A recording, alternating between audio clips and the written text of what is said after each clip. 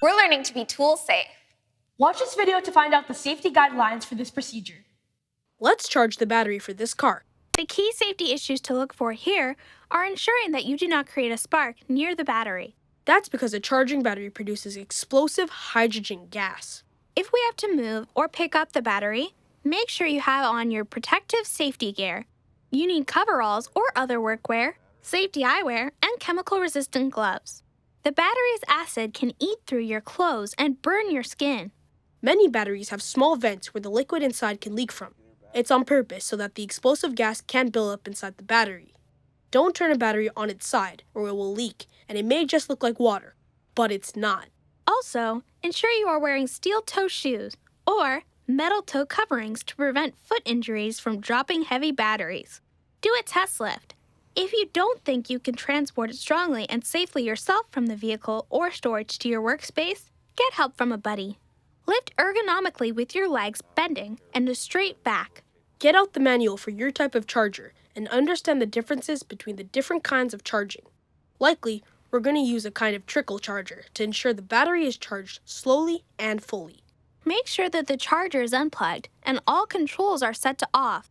Test and note the existing battery voltage using a voltmeter. Ensure it is in the range for a good recharge with your teacher.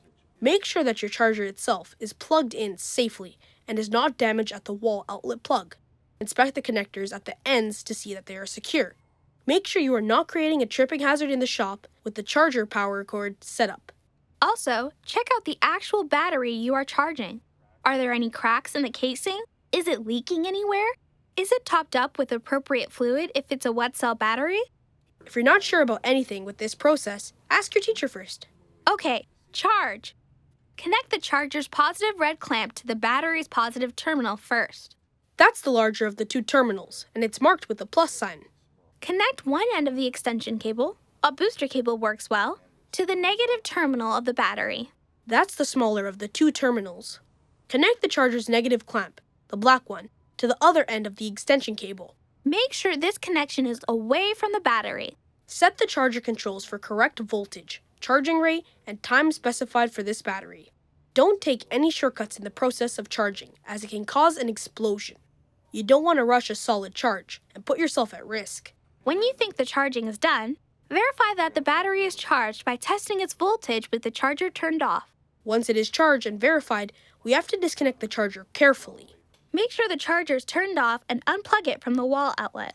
Disconnect the charger's black negative clamp from the extension cable first, away from the battery.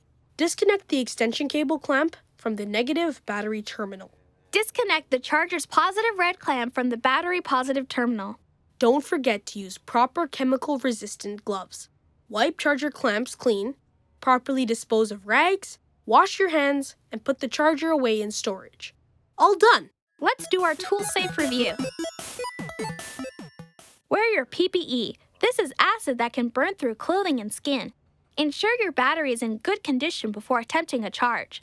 Batteries can spark and cause an explosion from the gas that's created naturally from the charging process. No sparks allowed. Watch out for placement of metal tools. Never link the two posts with anything conductive. Keep phones or devices away from batteries. Batteries are heavy and can break a foot without proper footwear. Review the manual for your charger. And if you're not sure about anything for safety, ask your teacher for more direction. And don't forget to be tool safe.